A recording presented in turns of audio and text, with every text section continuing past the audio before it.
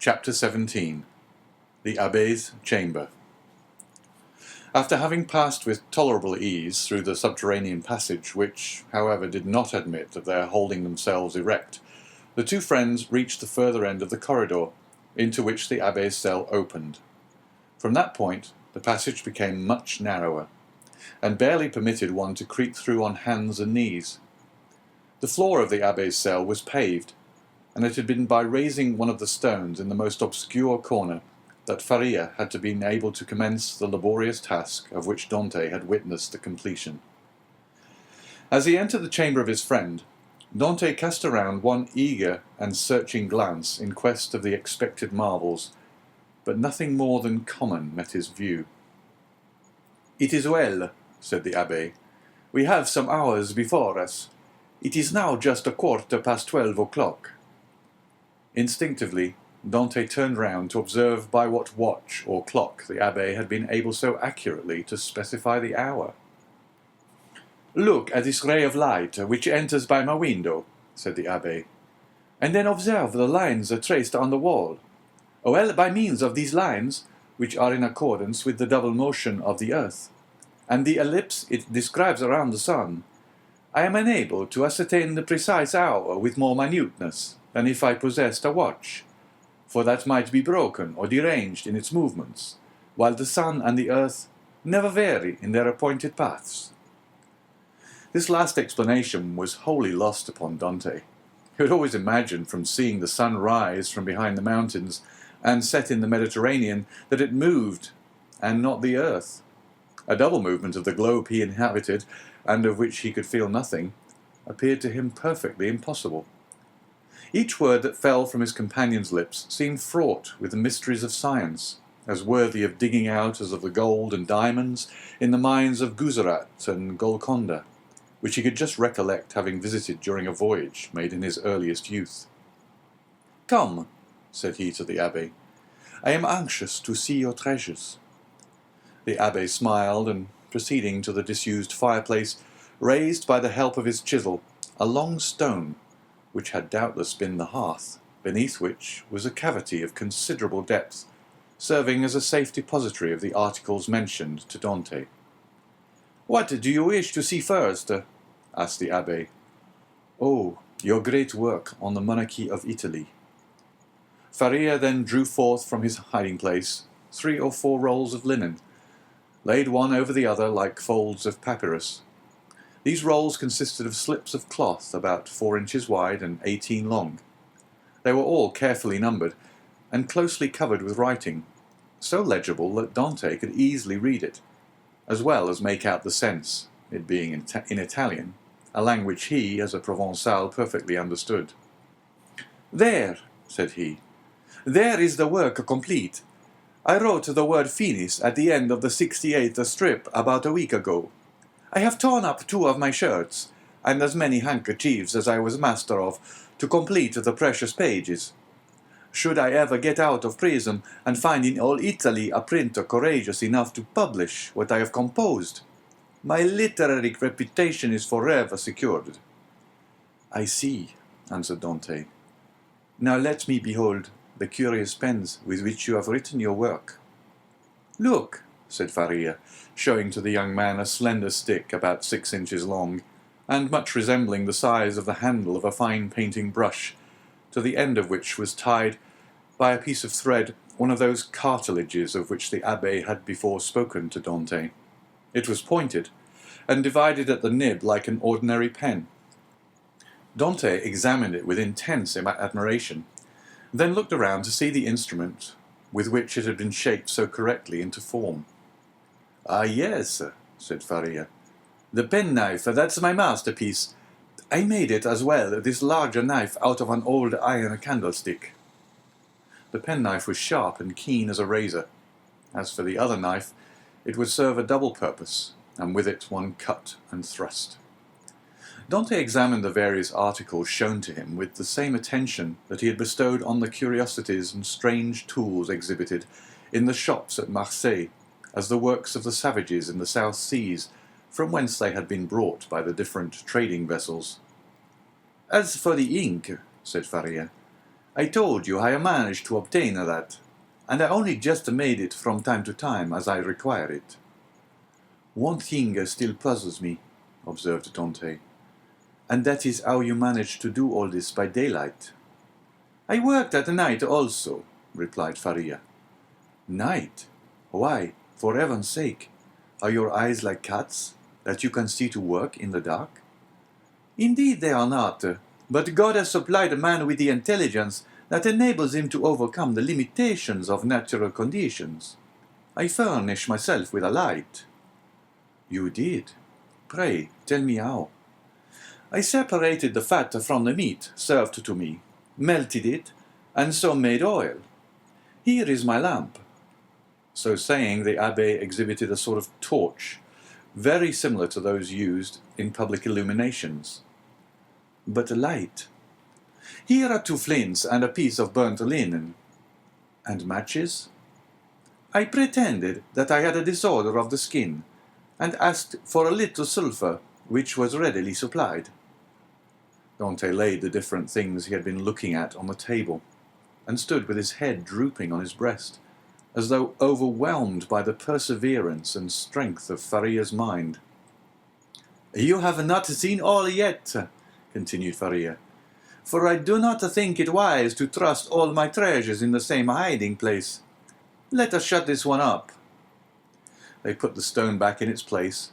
The abbé sprinkled a little dust over it to conceal the traces of its having been removed, rubbed his foot well on it to make it assume the same appearance as the other, and then, going towards his bed, he removed it from the spot it stood in. Behind the head of the bed, and concealed by a stone fitting in so closely as to defy all suspicion, was a hollow space, and in this space a ladder of cords between 25 and 38 feet in length. Dante closely and eagerly examined it. He found it firm, solid, and compact enough to bear any weight. Who supplied you with the materials for making this wonderful work? I tore up several of my shirts and ripped out the seams in the sheets of my bed during my 3 years' imprisonment at Fenestrelle, and when I was removed to the Château d'If, I managed to bring the ravellings with me so that I have been able to finish my work here. And was it not discovered that your sheets were unhemmed? Oh no, for when I had taken out the thread I required, I hemmed the edges over again. With what? With this needle, said the abbé. As opening his ragged vestments, he showed Dante a long, sharp fishbone, with a small perforated eye for the thread, a small portion of which still remained in it. I once thought, continued Faria, of removing these iron bars and letting myself down from the window, which, as you see, is somewhat wider than yours, although I should have enlarged it still more, preparatory to my flight. However, I discovered that I should merely have dropped into a sort of inner court, and I therefore renounced the project altogether as too full of risk and danger. Nevertheless, I carefully preserved my ladder against one of those unforeseen opportunities of which I spoke just now, and which sudden chance frequently brings about. While affecting to be deeply engaged in examining the ladder, the mind of Dante was, in fact, busily occupied by the idea that a person so intelligent, ingenious, and clear-sighted as the abbé might probably be able to solve the dark mystery of his own misfortunes, where he himself could see nothing. "What are you thinking of?" asked the abbé smilingly, imputing the deep abstraction in which his visitor was plunged to the excess of his awe and wonder. "I was reflecting in the first place," replied Dante, "upon the enormous degree of intelligence and ability you must have employed to reach the high perfection to which you have attained. What would you not have accomplished if you had been free?" "Possibly nothing at all. The overflow of my brain would probably, in a state of freedom, have evaporated in 1,000 follies. Misfortune is needed to bring to light the treasures of the human intellect. Compression is needed to explode gunpowder. Captivity has brought my mental faculties to a focus, and you are well aware that from the collision of clouds electricity is produced, from electricity lightning, from lightning illumination." "No," replied Dante. "I know nothing. Some of your words are to me quite empty of meaning. You must be blessed indeed to possess the knowledge you have." The abbé smiled. "Well," said he, "but you had another subject for your thoughts. Did you not say so just now?" "I did." "You have told me as yet but one of them. Let me hear the other." "It was this, that while you had related to me all the particulars of your past life, you were perfectly unacquainted with mine." "Your life, my young friend, has not been of sufficient length to admit of your having passed through any very important events." "It has been long enough to inflict on me a great and undeserved misfortune. I would fain fix the source of it on man, that I may no longer vent reproaches upon heaven." "Then you profess ignorance of the crime with which you are charged." "I do indeed, and this I swear by the two beings most dear to me upon earth, my father and Mercedes." "Come," said the abbé, closing his hiding-place and pushing the bed back to its original situation, "let me hear your story." Dante obeyed and commenced what he called his history, but which consisted only of the account of a voyage to India and 2 or 3 voyages to the Levant, until he arrived at the recital of his last cruise, with the death of Captain Leclerc, and the receipt of a packet to be delivered by himself to the Grand Marshal.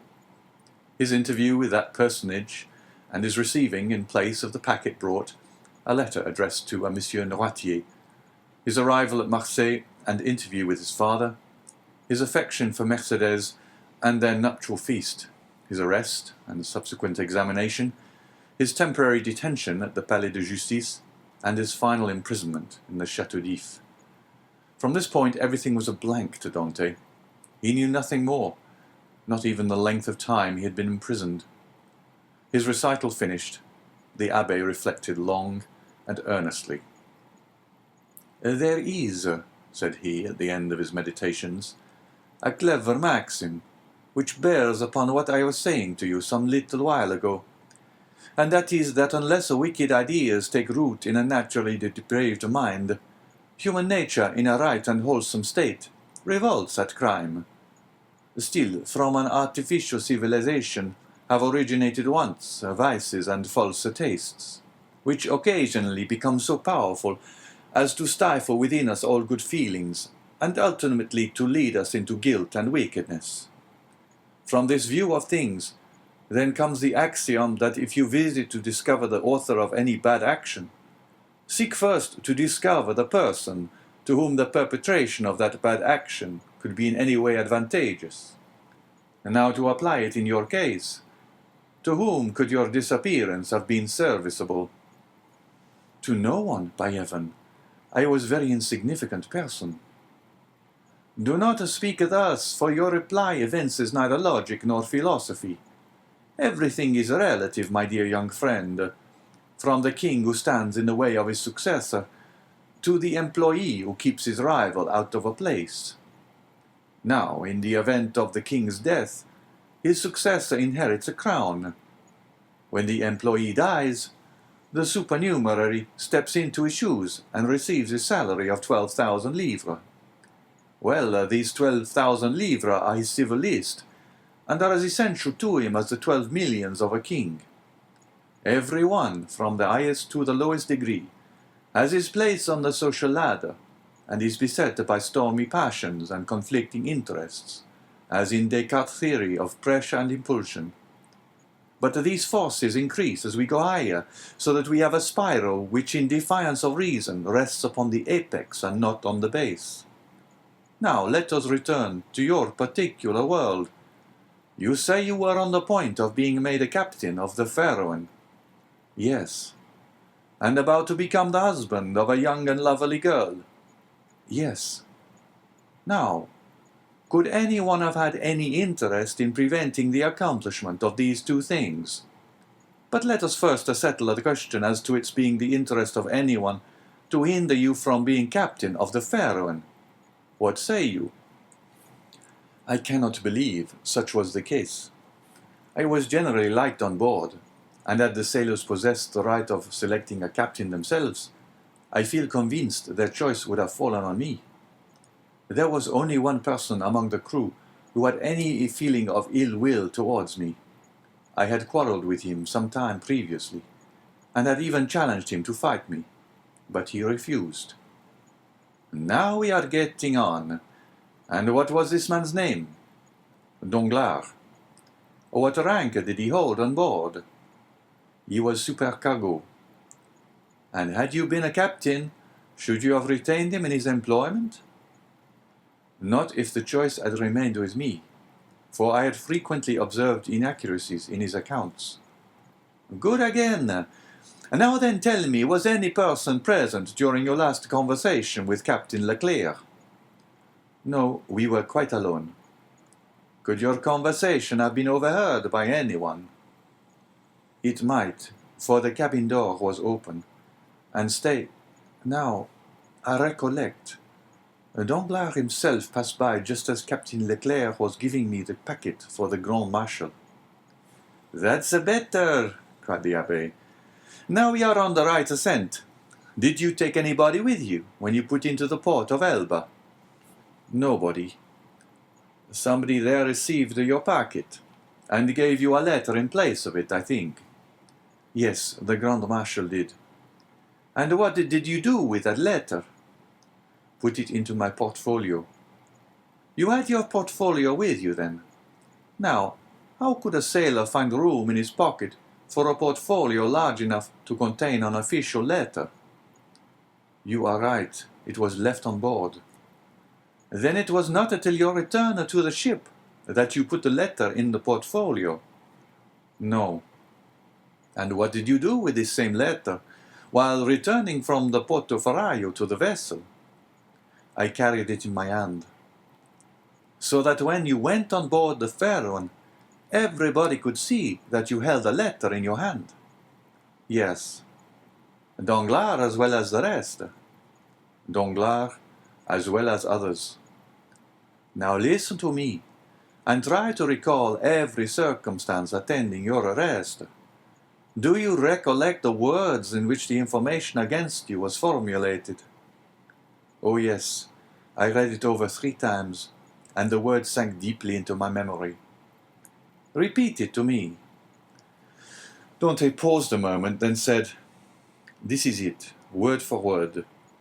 The king's attorney is informed by a friend to the throne and religion that one Edmond Dantès, mate on board the Pharaon, this day arrived from Smyrna, after having touched at Naples and Porto Ferraio, has been entrusted by Murat with a packet for the usurper, again by the usurper, with a letter for the Bonapartist Club in Paris. This proof of his guilt may be procured by his immediate arrest, as the letter will be found either about his person, at his father's residence, or in his cabin on board the Pharaon. The Abbé shrugged his shoulders.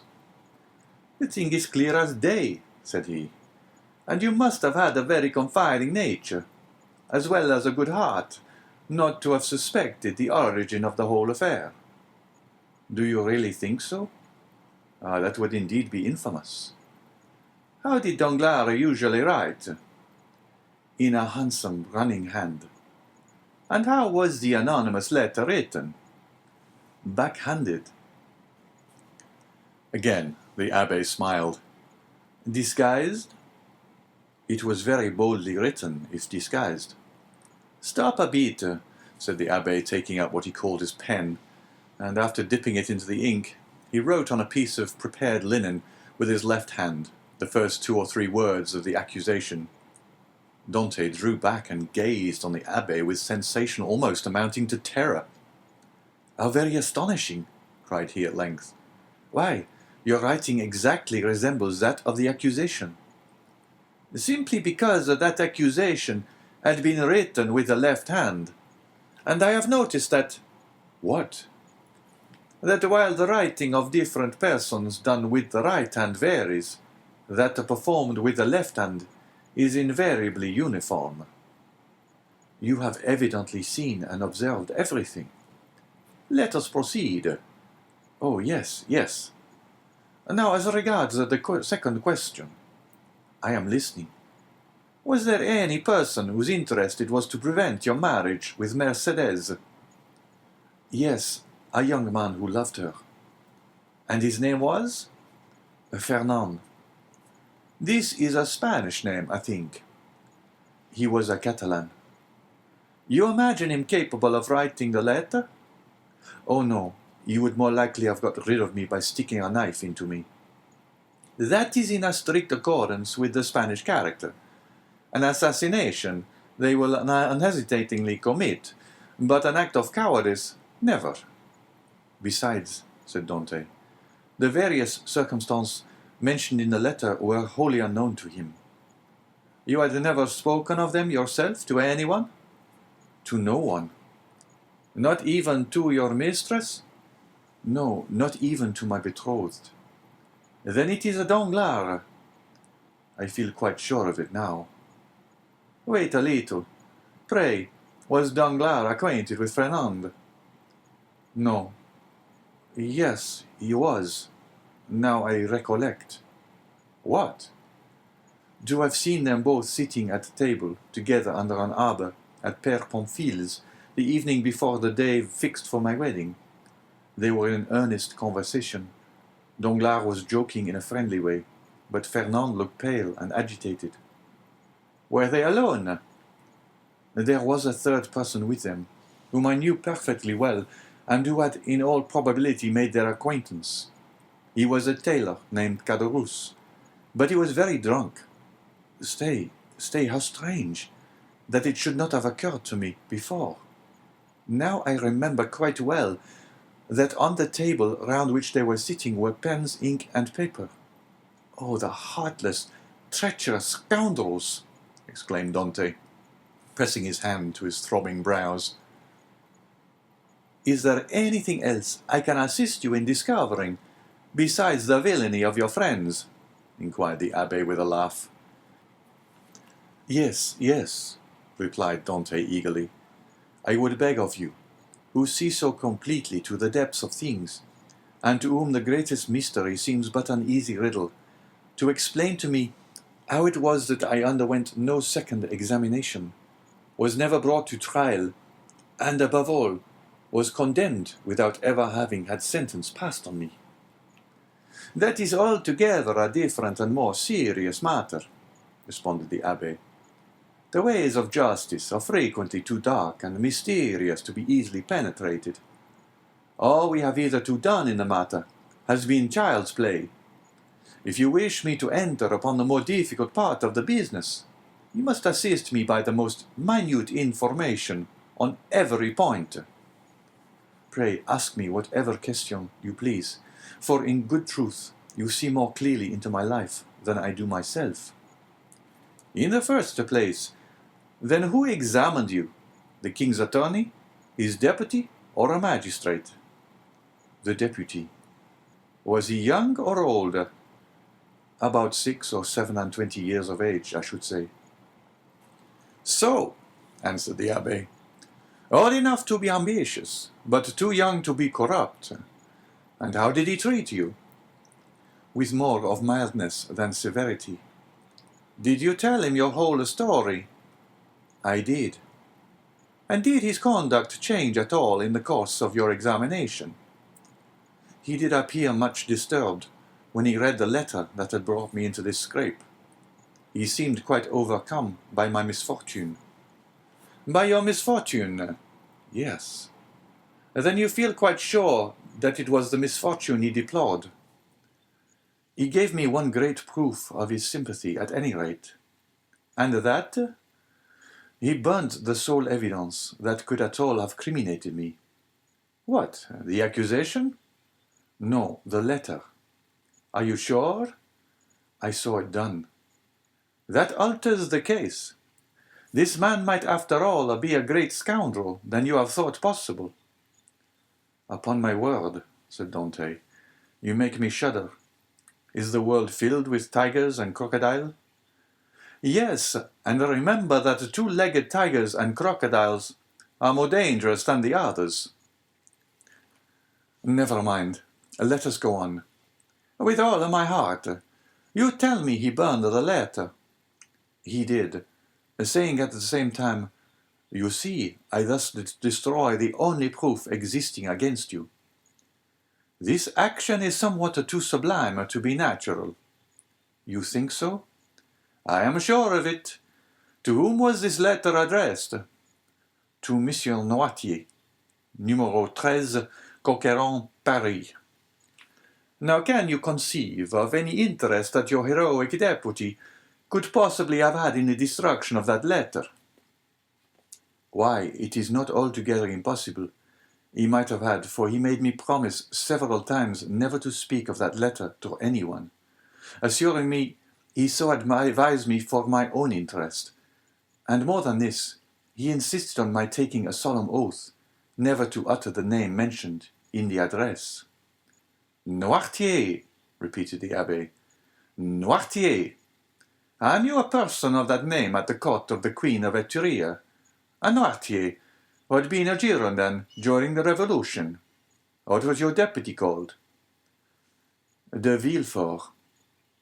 The Abbé burst into a fit of laughter, while Dante gazed on him in utter astonishment. What ails you? Said he at length. Do you see that ray of sunlight? I do. Well, the whole thing is more clear to me than that sunbeam is to you. Poor fellow, poor young man! And you tell me this magistrate expressed great sympathy and commiseration for you. He did. And the worthy man destroyed your compromising letter. Yes. And then made you swear never to utter the name of Noirtier. Yes.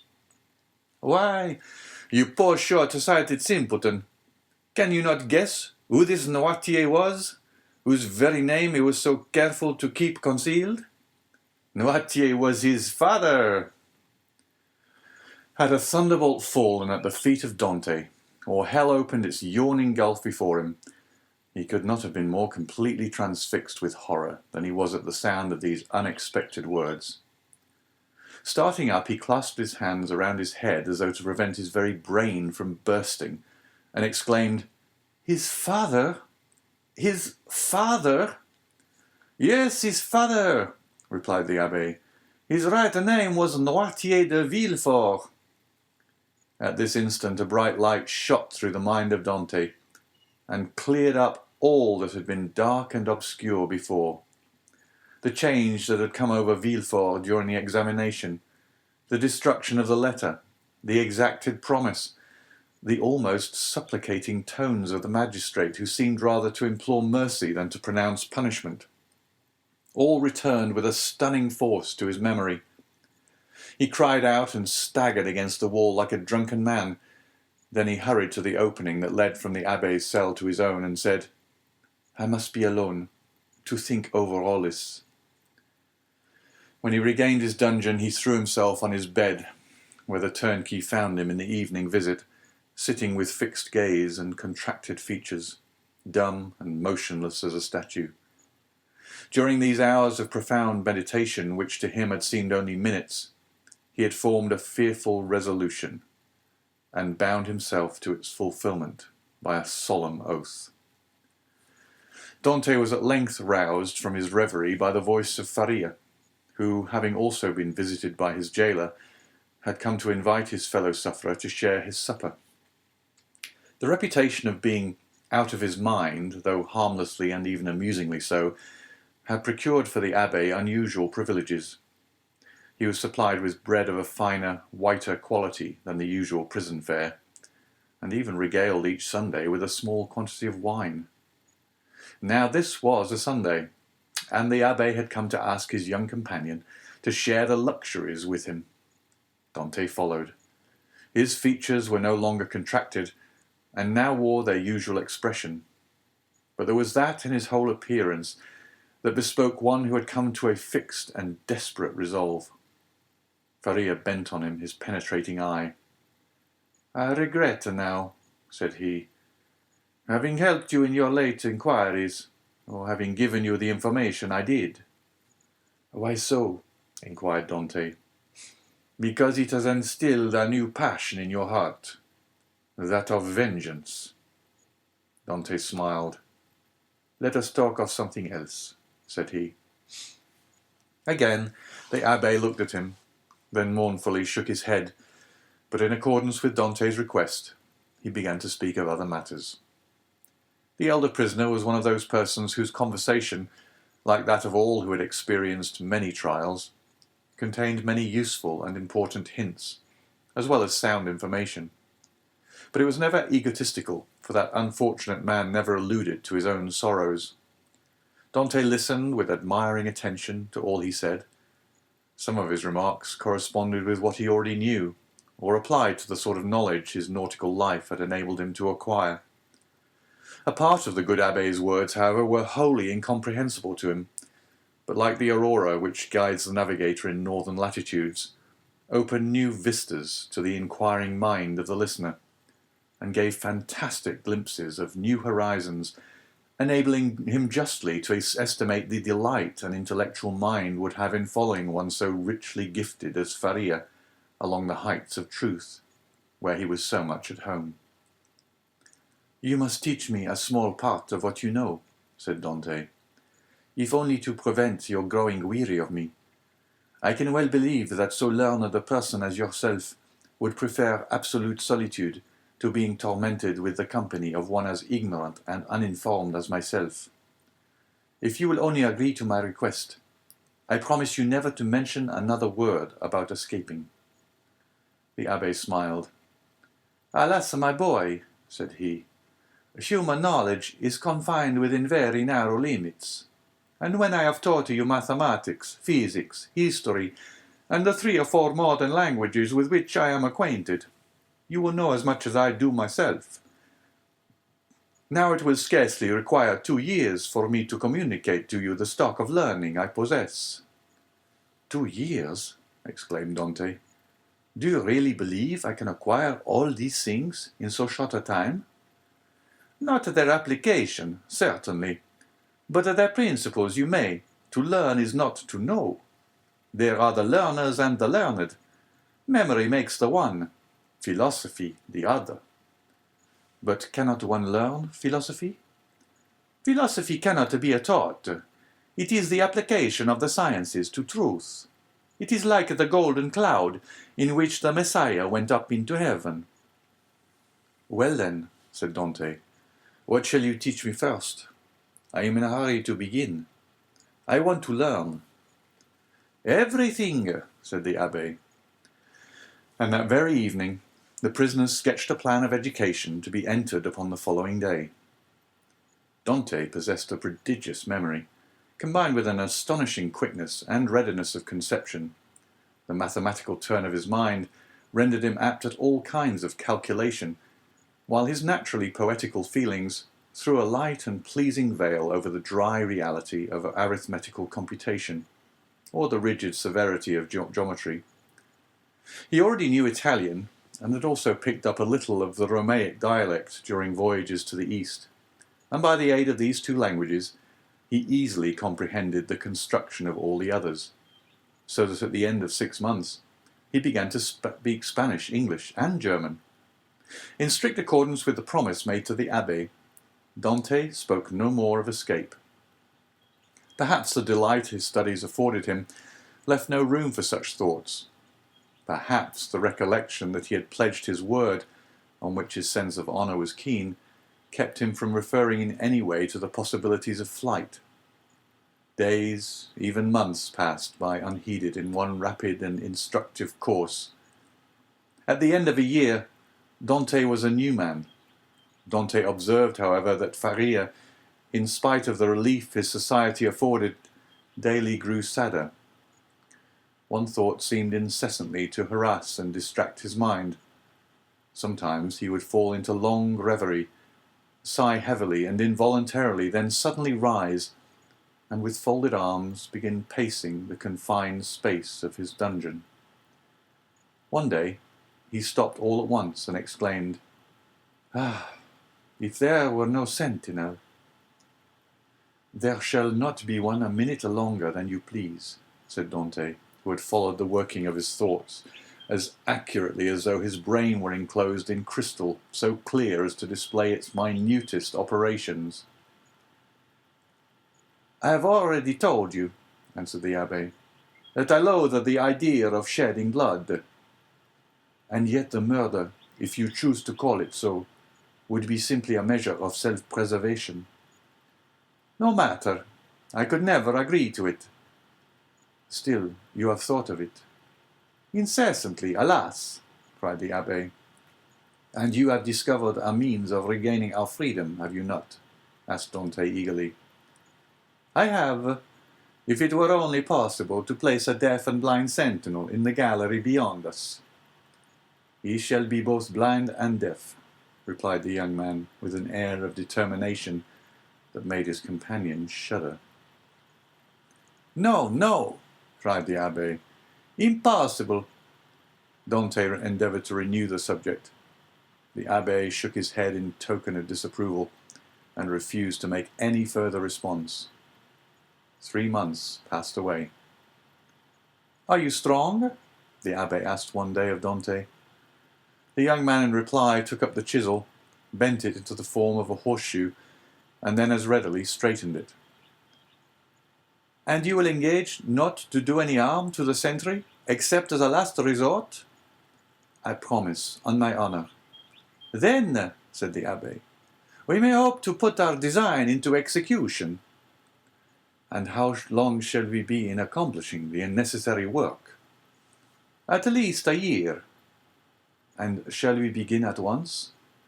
"At once." "We have lost a year to no purpose," cried Dante. "Do you consider the last 12 months to have been wasted?" asked the abbé. "Forgive me," cried Edmond, blushing deeply. "Tut, tut," answered the abbé. "Man is but man after all, and you are about the best specimen of the genus I have ever known. Come, let me show you my plan." The abbé then showed Dante the sketch he had made for their escape. It consisted of a plan of his own cell and that of Dante with the passage which united them. In this passage he proposed to drive a level as they do in mines. This level would bring the 2 prisoners immediately beneath the gallery, where the sentry kept watch. Once there, a large excavation would be made, and one of the flagstones with which the gallery was paved be so completely loosened that at the desired moment it would give way beneath the feet of the soldier, who, stunned by his fall, would be immediately bound and gagged by Dante, before he had power to offer any resistance. The prisoners were then to make their way through one of the gallery windows, and to let themselves down from the outer walls by means of the abbé's ladder of cords. Dante's eyes sparkled with joy, and he rubbed his hands with delight at the idea of a plan so simple, yet apparently so certain to succeed. That very day the miners began their labours, with a vigour and alacrity proportional to their long rest from fatigue and their hopes of ultimate success. Nothing interrupted the progress of the work, except the necessity that each was under of returning to his cell in anticipation of the turnkey's visits. They had learned to distinguish the almost imperceptible sound of his footsteps as he descended towards their dungeons, and happily never failed of being prepared for his coming. The fresh earth excavated during their present work, and which would have entirely blocked up the old passage, was thrown by degrees and with the utmost precaution out of the window in either Faria's or Dante's cell, the rubbish being first pulverized so finely that the night wind carried it far away, without permitting the smallest trace to remain.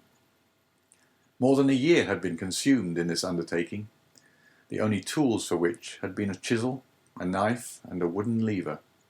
Faria still continued to instruct Dante by conversing with him, sometimes in one language, sometimes in another, at others relating to him the history of nations and great men who from time to time have risen to fame and trodden the path of glory. The abbé was a man of the world, and had, moreover, mixed in the first society of the day. He wore an air of melancholy dignity which Dante, thanks to the imitative powers bestowed on him by nature, easily acquired, as well as that outward polish and politeness he had before been wanting in, and which is seldom possessed except by those who have been placed in constant intercourse with persons of high birth and breeding. At the end of 15 months, the level was finished, and the excavation completed beneath the gallery, and the two workmen could distinctly hear the measured tread of the sentinel as he paced to and fro over their heads.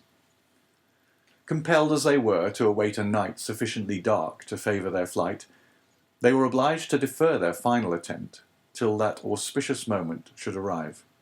Their greatest dread now was lest the stone through which the sentry was doomed to fall should give way before its right time.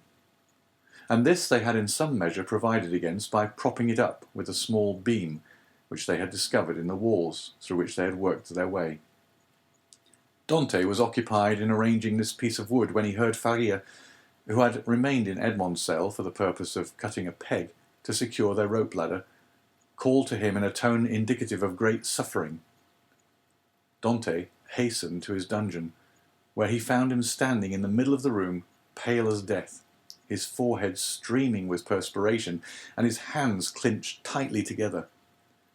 "Gracious heavens!" exclaimed Dante. "What is the matter? What has happened?" "Quick, quick!" returned the abbé. "Listen to what I have to say." Dante looked in fear and wonder at the livid countenance of Faria, whose eyes, already dull and sunken, were surrounded by purple circles, while his lips were white as those of a corpse, and his very hair seemed to stand on end. "Tell me, I beseech you, what ails you?" cried Dante, letting his chisel fall to the floor. "Alas," faltered the abbé, "all is over with me. I am seized with a terrible, perhaps mortal illness. I can feel that the paroxysm is fast approaching. I had a similar attack the year previous to my imprisonment. This malady admits but of one remedy. I will tell you what it is. Go into my cell as quickly as you can. Draw out one of the feet that support the bed. You will find it has been hollowed out for the purpose of containing a small phial. You will see they are filled with a red-looking fluid. Bring it to me. Or rather, no, I may be found here. Therefore, help me back to my room while I have the strength to drag myself along. Who knows what may happen, or how long the attack may last?" In spite of the magnitude of the misfortune which thus suddenly frustrated his hopes, Dante did not lose his presence of mind, but descended into the passage, dragging his unfortunate companion with him. Then, half carrying, half supporting him, he managed to reach the abbé's chamber, when he immediately laid the sufferer on his bed. "Thanks," said the poor abbé, shivering as though his veins were filled with ice. "I am about to be seized with a fit of catalepsy. When it comes to its height, I shall probably lie still and motionless as though dead, uttering neither sigh nor groan. On the other hand, the symptoms may be much more violent, and cause me to fall into fearful convulsions, foam at the mouth, and cry out loudly. Take care my cries are not heard, for if they are, it is more than probable I shall be removed to another part of the prison, and we be separated forever. When I become quite motionless, cold, and rigid as a corpse, then, and not before, be careful about this, force open my teeth with a knife, pour from 8 to 10 drops of the liquor contained in the phial down my throat, and I may perhaps revive." "Perhaps," exclaimed Dante in grief-stricken tones. "Help! Help!" cried the abbé. I die!" So sudden and violent was the fit that the unfortunate prisoner was unable to complete the sentence. A violent convulsion shook his whole frame. His eyes started from their sockets. His mouth was drawn on one side. His cheeks became purple. He struggled, foamed, dashed himself about, and uttered the most dreadful cries, which, however, Dante prevented from being heard by covering his head with the blanket. The fit lasted 2 hours. Then, more helpless than an infant, and colder and paler than marble, more crushed and broken than a reed trampled underfoot, he fell back, doubled up in one last convulsion, and became as rigid as a corpse. Edmond waited till life seemed extinct in the body of his friend. Then, taking up the knife, he with difficulty forced open the closely fixed jaws, carefully administered the appointed number of drops, and anxiously awaited the result.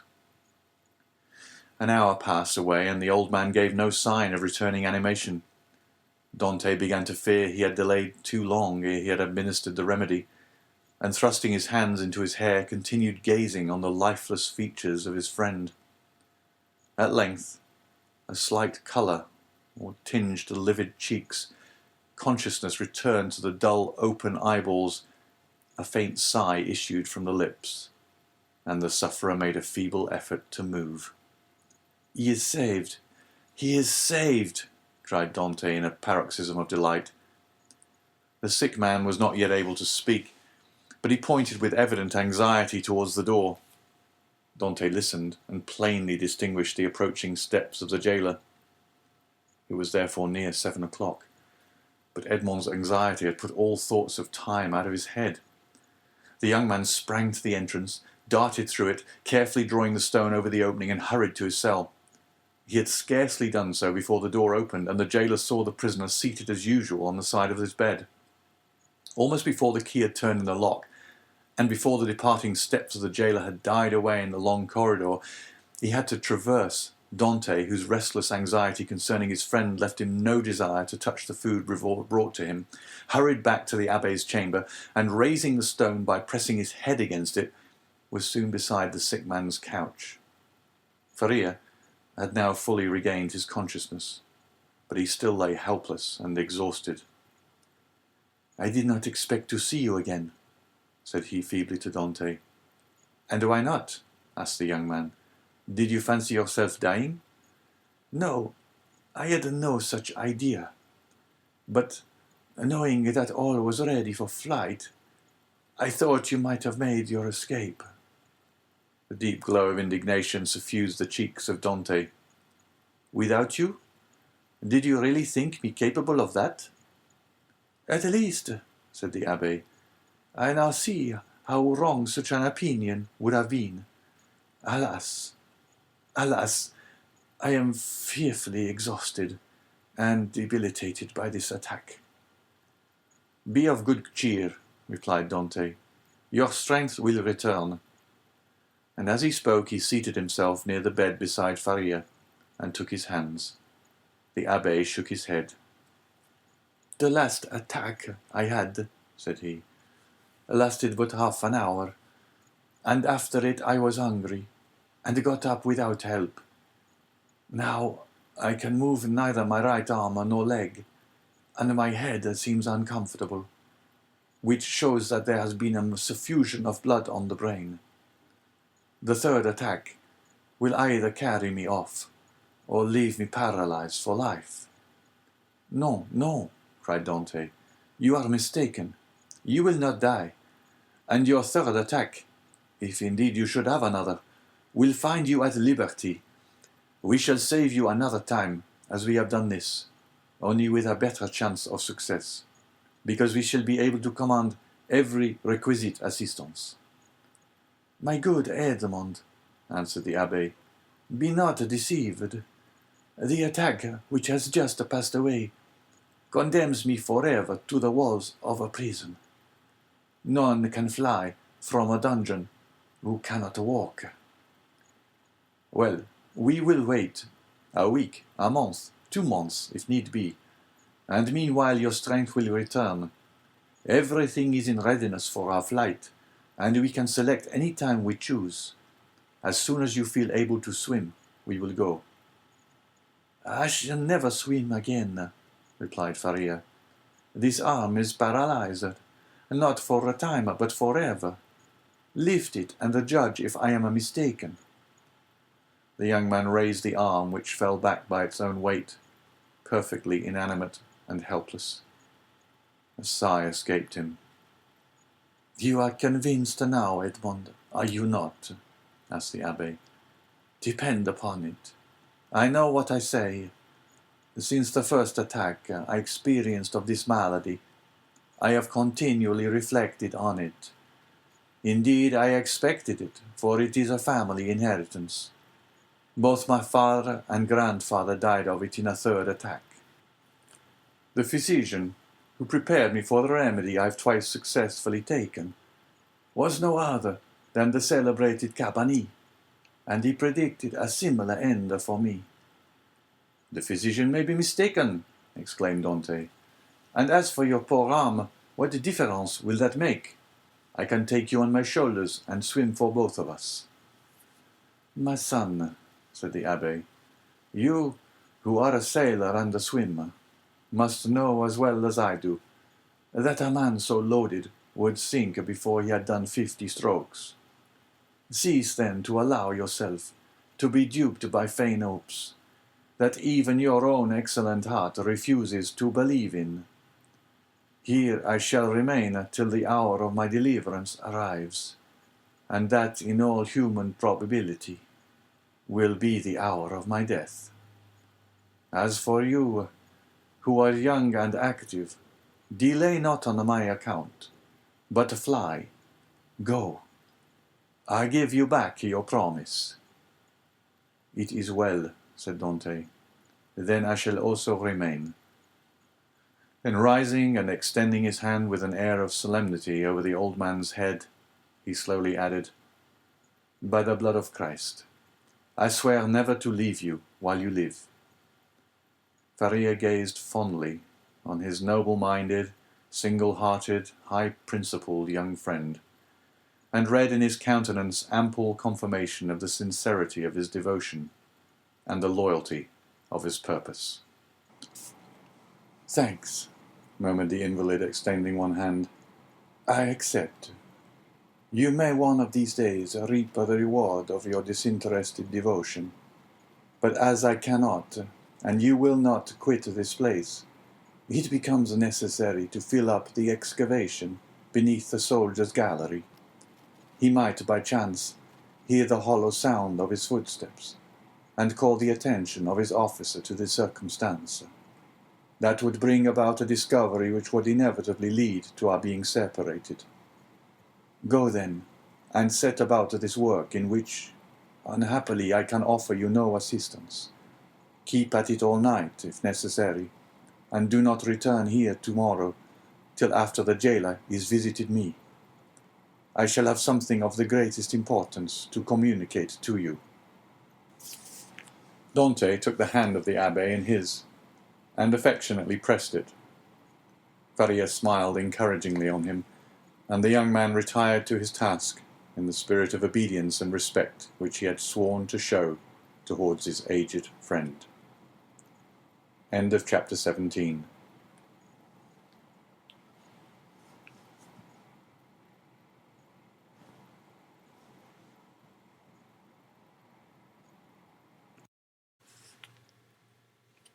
Chapter 18. The Treasure. When Dante returned next morning to the chamber of his companion in captivity, he found Faria seated and looking composed. In the ray of light which entered by the narrow window of his cell, he held open in his left hand, of which alone it will be recollected he retained the use, a sheet of paper, which, from being constantly rolled into a small compass, had the form of a cylinder, and was not easily kept open. He did not speak, but showed the paper to Dante. "What is that?" he inquired. "Look at it," said the abbé with a smile. "I have looked at it with all possible attention," said Dante, "and I only see half-burnt paper, on which are traces of Gothic characters, inscribed with a peculiar kind of ink." "This paper, my friend," said Faria, "I may now avow to you, since I have the proof of your fidelity. This paper is my treasure, of which, from this day forth, one half belongs to you." The sweat started forth on Dante's brow. Until this day, and for how long a time? He had refrained from talking of the treasure which he had brought upon the abbé the accusation of madness. With his instinctive delicacy, Edmond had preferred avoiding any touch on this painful chord, and Faria had been equally silent. He had taken the silence of the old man for a return to reason, and now these few words uttered by Faria after so painful a crisis seemed to indicate a serious relapse into mental alienation. "Your treasure," stammered Dante. Faria smiled. "Yes," said he, "you have indeed a noble nature, Edmond, and I see by your paleness and agitation what is passing in your heart at this moment. No, be assured, I am not mad. This treasure exists, Dante, and if I have not been allowed to possess it, you will. Yes, you. No one would listen or believe me, because everyone thought me mad. But you, who must know that I am not, listen to me, and believe me so afterwards, if you will." "Alas," murmured Edmond to himself, "this is a terrible relapse. There was only this blow wanting." Then he said aloud, "My dear friend, your attack has perhaps fatigued you. Had you not better repose a while? Tomorrow, if you will, I will hear your narrative, but today I wish to nurse you carefully. Besides," he said, "a treasure is not a thing we need hurry about." "On the contrary, it is a matter of the utmost importance, Edmond," replied the old man. "Who knows if tomorrow, or the next day after, the third attack may not come on, and then must not all be over? Yes, indeed, I have often thought with a bitter joy that these riches which would make the wealth of a dozen families will be forever lost to those men who persecute me. This idea was one of vengeance to me, and I tasted it slowly in the night of my dungeon and the despair of my captivity. But now I have forgiven the world for the love of you. Now that I see you, young and with a promising future, now that I think of all that may result to you in the good fortune of such a disclosure, I shudder at any delay, and tremble lest I should not assure to one as worthy as yourself the possession of so vast an amount of hidden wealth." Edmond turned away his head with a sigh. "You persist in your incredulity, Edmond," continued Faria. "My words have not convinced you. I see you require proofs. Well then, read this paper, which I have never shown to anyone." "Tomorrow, my dear friend," said Edmond, desirous of not yielding to the old man's madness. "I thought it was understood that we should not talk of that until tomorrow." "Then we will not talk of it until tomorrow, but read this paper today." "I will not irritate him," thought Edmond, and taking the paper, of which half was wanting, having been burnt, no doubt by some accident, he read, "This treasure, which may amount to 2 of Roman crowns in the most distant of the second opening declare to belong to him allo heir, 25th April, 1490. "Well," said Faria, when the young man had finished reading it. "Why," replied Dante, "I see nothing but broken lines and unconnected words, which are rendered illegible by fire." "Yes, to you, my friend, who read them for the first time, but not for me, who have grown pale over them by many nights' study, and have reconstructed every phrase, completed every thought." "And do you believe you have discovered the hidden meaning?"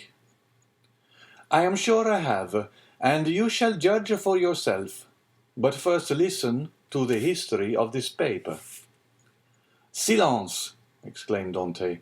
"Steps approach. I go. Adieu."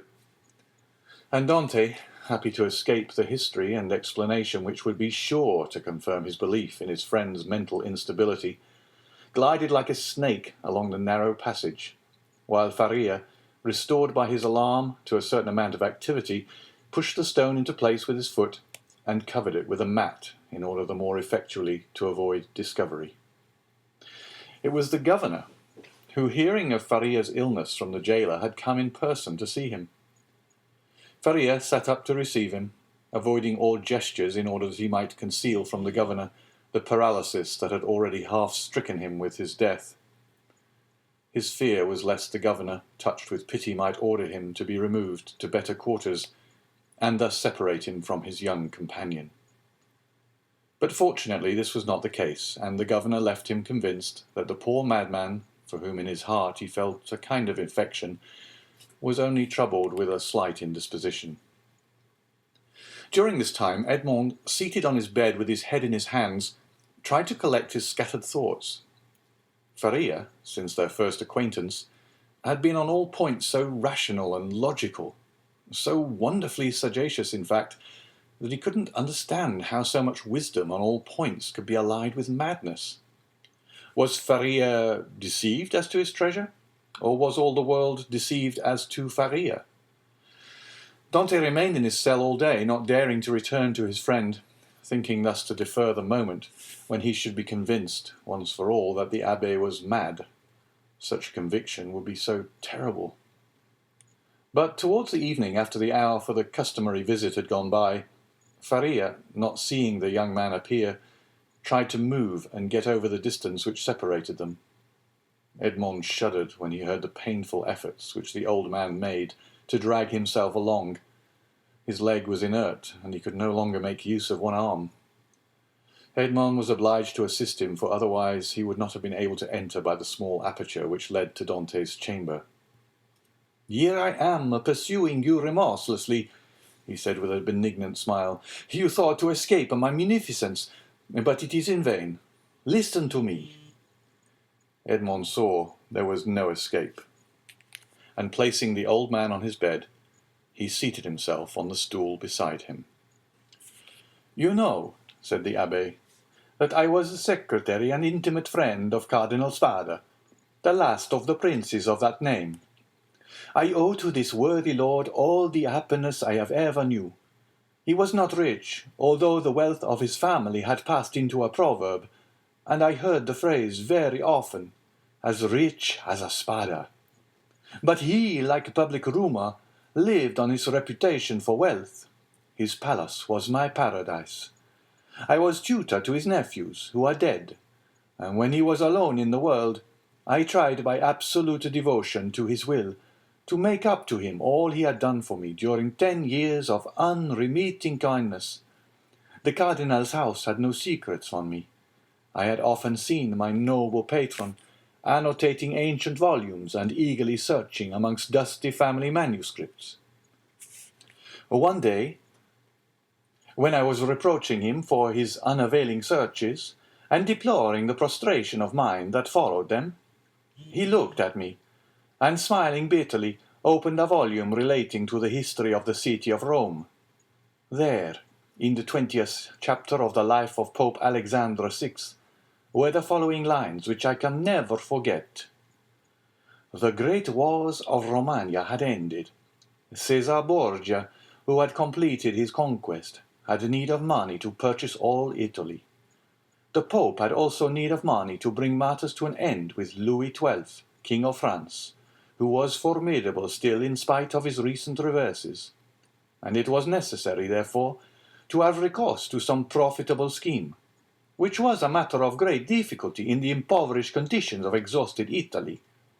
His Holiness had an idea. He determined to make 2 cardinals. By choosing 2 of the greatest personages of Rome, especially rich men, this was the return the Holy Father looked for. In the first place, he could sell the great appointments and splendid offices which the cardinals already held, and then he had the 2 hats to sell besides. There was a third point in view, which will appear hereafter. The Pope and Caesar Borgia first found the 2 future cardinals. They were Giovanni Rospagliosi, who held 4 of the highest dignities of the Holy See, and Cesar Spada, one of the noblest and richest of the Roman nobility. Both felt the high honor of such a favor from the Pope. They were ambitious, and Caesar Borgia soon found purchasers for their appointments. The result was that Rospigliosi and Spada paid for being cardinals, and 8 other persons paid for the offices the cardinals held before their elevation. And thus 800,000 crowns entered into the coffers of the speculators. It is time now to proceed to the last part of the speculation. The Pope heaped attentions upon Rospigliosi and Spada, conferred upon them the insignia of the cardinalate, and induced them to arrange their affairs and take up their residence at Rome. Then the Pope and Caesar Borgia invited the two cardinals to dinner. This was a matter of dispute between the Holy Father and his son. Caesar thought they could make use of one of the means which he always had ready for his friends. That is to say, in the first place, the famous key which was given to certain persons with a request that they go and open a designated cupboard. This key was furnished with a small iron point, a negligence on the part of the locksmith. When this was pressed to effect the opening of the cupboard, of which the lock was difficult, the person was pricked by this small point and died next day. Then there was the ring with the lion's head, which Caesar wore when he wanted to greet his friends with a clasp of the hand. The lion bit the hand thus favoured, and at the end of 24 hours, the bite was mortal. Caesar proposed to his father that they should either ask the cardinals to open the cupboard or shake hands with them. But Alexander VI replied, "Now, as to the worthy cardinals, Spada and Rospigliosi, let us ask both of them to dinner. Something tells me that we should get that money back. Besides, you forget, Caesar, an indigestion declares itself immediately, while a prick or a bite occasions a delay of a day or two." Caesar gave way before such cogent reasoning, and the cardinals were consequently invited to dinner. The table was laid in a vineyard belonging to the Pope, near San Pierdarina, a charming retreat which the cardinals knew very well by report. Rospigliosi, quite set up with his new dignities, went with a good appetite, and his most ingratiating manner. Spada, a prudent man and greatly attached to his only nephew, a young captain of the highest promise, took paper and pen, and made his will.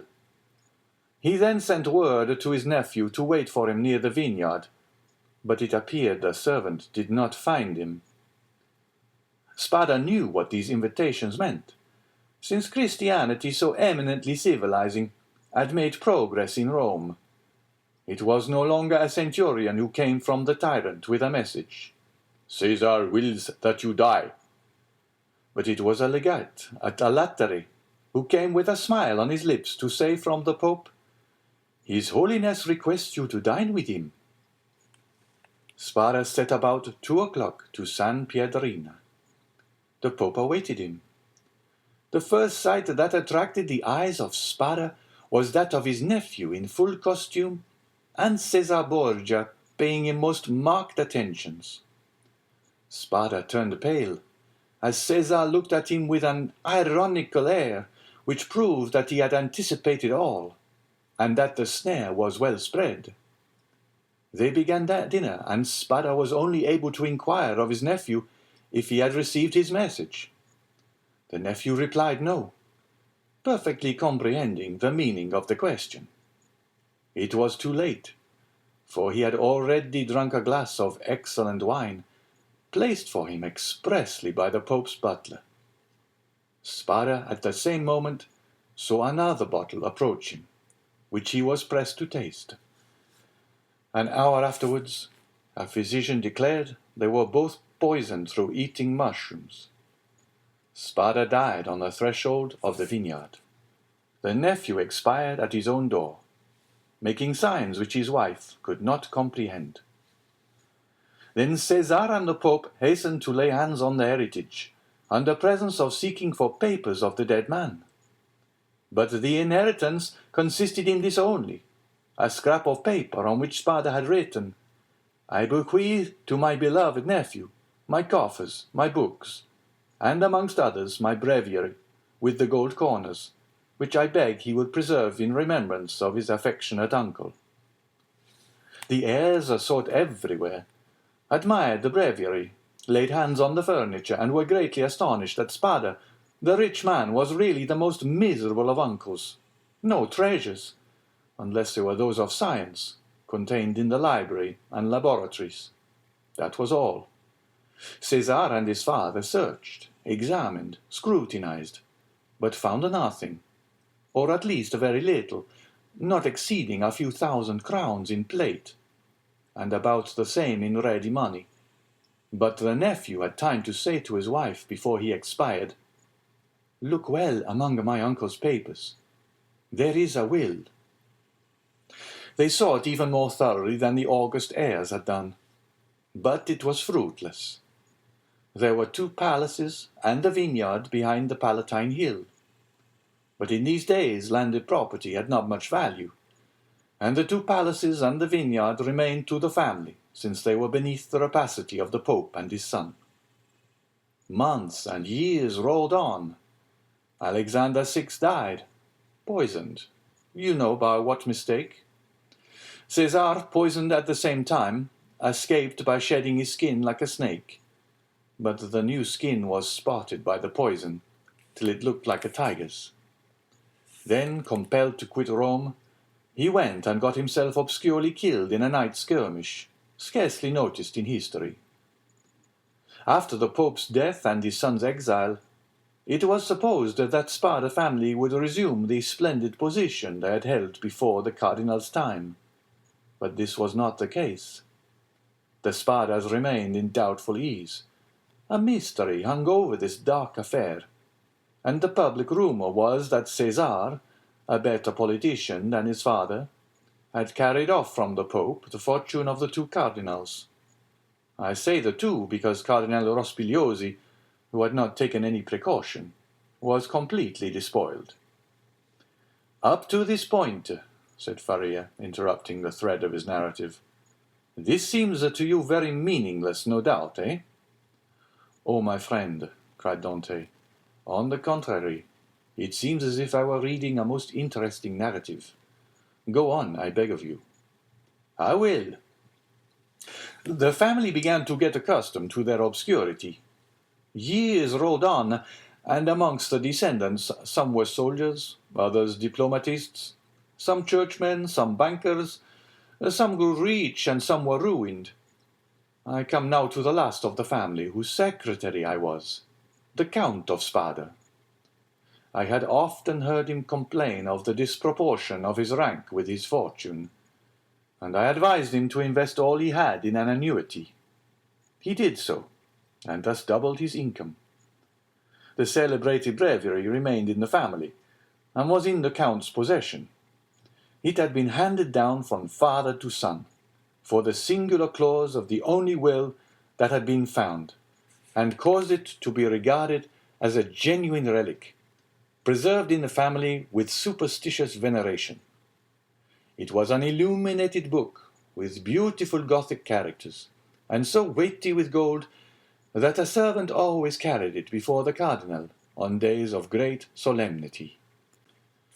At the sight of papers of all sorts, titles, contracts, parchments, which were kept in the archives of the family, all descending from the poisoned cardinal, I in my turn examined the immense bundles of documents, like 20 servitors, stewards, secretaries before me. But in spite of the most exhaustive researches, I found nothing. Yet I had even written a precise history of the Borgia family, for the sole purpose of assuring myself whether any increase of fortune had occurred to them on the death of the Cardinal Cesar Spada, but could only trace the acquisition of the property of the Cardinal Rospigliosi, his companion in misfortune. I was then almost assured that the inheritance had neither profited the Borgias nor the family, but had remained unpossessed like the treasures of the Arabian Nights, which slept in the bosom of the earth, under the eyes of the genii. I searched, ransacked, counted, calculated 1,000 and 1,000 times the income and expenditure of the family for 300 years. It was useless. I remained in my ignorance, and the Count of Spada in his poverty. My patron died. He had reserved from his annuity his family papers, his library, composed of 5,000 volumes, and his famous breviary. All these he bequeathed to me, with 1,000 Roman crowns, which he had in ready money, on condition that I would have anniversary masses said for the repose of his soul, and that I would draw up a genealogical tree and history of his house. All this I did scrupulously. Be easy, my dear Edmond, we are near the conclusion. In 1807, a month before I was arrested, and a fortnight after the death of the Count of Spada, on the 25th of December, you will see presently how the date became fixed in my memory. I was reading for the 1000th time the papers I was arranging, for the palace was sold to a stranger, and I was going to leave Rome and settle at Florence, intending to take with me 12,000 francs I possessed, my library and the famous breviary, when, tired with my inconstant labour at the very same thing, and overcome by a heavy dinner I had eaten, my head dropped on my hands, and I fell asleep about 3 o'clock in the afternoon. I awoke as the clock was striking 6. I raised my head. I was in utter darkness. I rang for a light, but as no one came, I determined to find one for myself. It was indeed but anticipating the simple manners which I should soon be under the necessity of adopting. I took a wax candle in one hand, and with the other groped about for a piece of paper, my matchbox being empty, with which I proposed to get a light from the small flame still playing on the embers. Fearing, however, to make use of any valuable piece of paper, I hesitated for a moment, then recollected that I had seen in the famous breviary, which was on the table beside me, an old paper quite yellow with age, and which had served as a marker for centuries, kept there by the request of the heirs. I felt for it, found it, twisted it together, and put it into the expiring flame, set a light to it. But beneath my fingers, as if by magic, in proportion as the fire ascended, I saw yellowish characters appear on the paper. I grasped it in my hand, put out the flames as quickly as I could, lighted my taper in the fire itself, and opened the crumpled paper with inexpressible emotion, recognizing when I had done so that these characters had been traced in mysterious and sympathetic ink, only appearing when exposed to the fire. Nearly 1/3 of the paper had been consumed by the flame. It was that paper you read this morning. Read it again, Dante, and then I will complete for you the incomplete words and unconnected sense. Faria, with an air of triumph, offered the paper to Dante, who this time read the following words, traced with an ink of a reddish colour resembling rust. This 25th day of April, 1498, B.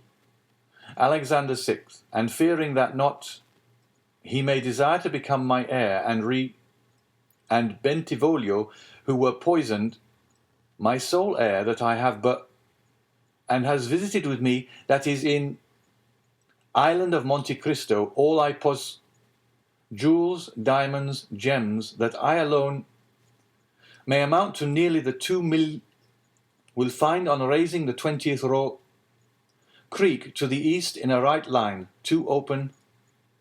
In these caves the treasure is in the furthest, which treasure I bequeath and leave as my sole heir. 25th April 1498, says, "And now," said the abbé, "read this other paper," and he presented to Dante a second leaf, with fragments of lines written on it, which Edmond read as follows: "Ing invited to dine by his holiness, content with making me pay for my hat, serves for me the fate of Cardinals Caprara. I declare to my nephew, Guido Spada. Read in a place he knows. The caves of the small, est of ingots gold money, know of the existence of this treasure which, lions of Roman crowns, and which he, from the small, ings have been made, Ngel in the second, tire to him, R. Spada." Faria followed him with an excited look. "And now," he said, when he saw that Dante had read the last line. "Put the two fragments together and judge for yourself." Dante obeyed, and the conjointed pieces gave the following. This 25th day of April, 1498, being invited to dine by His Holiness Alexander VI, and fearing that, not content with making me pay for my hat, he may desire to become my heir, and reserves for me the fate of Cardinals Caprara and Bentivoglio, who were poisoned, I declare to my nephew, Guido Spada, my sole heir, that I have buried in a place he knows and has visited with me, that is, in the caves of the small island of Monte Cristo, all I possessed of ingots, gold, money, jewels, diamonds, gems. That I alone know of the existence of this treasure, which may amount to nearly 2 millions of Roman crowns, and which he will find on raising the 20th rock from the small creek to the east in a right line. 2 openings have been made in these caves. The treasure is in the furthest angle in the second, which treasure I bequeath and leave entire to him as my sole heir. 25th April, 1498. César Spada. "Well, do you comprehend now?" inquired Faria. "It is the declaration of Cardinal Spada, and the will so long sought for," replied Edmond, still incredulous. "Yes, 1,000 times yes." "And who completed it as it is now?" "I did, aided by the remaining fragment. I guessed the rest, measuring the length of the lines by those of the paper, and divining the hidden meaning by means of what was in part revealed, as we are guided in a cavern by the small ray of light above us." "And what did you do when you arrived at this conclusion?" "I resolved to set out, and did set out at that very instant, carrying with me the beginning of my great work, the unity of the Italian kingdom. But for some time the imperial police, who at this period, quite contrary to what Napoleon desired so soon as he had son born to him, wished for a partition of provinces, had their eyes on me, and my hasty departure, the cause of which they were unable to guess, having aroused their suspicions. I was arrested at the very moment I was leaving Piombino. Now," continued Faria, addressing Dante with an almost paternal expression, "now, my dear fellow, you know as much as I do myself. If we ever escape together, half of this treasure is yours. If I die here, and you escape alone, the whole belongs to you." "But," inquired Dante, hesitating, "has this treasure no more legitimate possessor in the world than ourselves?" "No, no, be easy on that score. The family is extinct. The last Count of Spada, moreover, made me his heir, bequeathing to me this symbolic breviary. He bequeathed to me all it contained. No, no, make your mind satisfied on that point. If we lay hands on this fortune, we may enjoy it without remorse." "And you say this treasure amounts to—" "2 millions of Roman crowns, nearly 13 millions of our money." "Impossible," said Dante, staggered at the enormous amount. "Impossible? And why?" asked the old man. "The Spada family was one of the oldest and most powerful families of the 15th century, and in those times when other opportunities for investment were wanting, such accumulations of gold and jewels were by no means rare. There are at this day Roman families perishing of hunger, though possessed of nearly 1 million in diamonds and jewels, handed down by entail, and which they cannot touch." Edmond thought he was in a dream. He wavered between incredulity and joy. "I have only kept this secret so long from you," continued Faria, "that I might test your character, and then surprise you. Had we escaped before my attack of catalepsy, I should have conducted you to Monte Cristo now," he added with a sigh. "It is you who will conduct me thither. Well, Dante, you do not thank me?" "This treasure belongs to you, my dear friend," replied Dante, "and to you only. I have no right to it. I am no relation of yours." "You are my son, Dante!" exclaimed the old man. "You are the child of my captivity. My profession condemns me to celibacy. God has sent you to me to console, at one and the same time, the man who could not be a father, and the prisoner who could not get free." And Faria extended the arm of which alone the use remained to him, to the young man, who threw himself upon his neck and wept. End of chapter 18.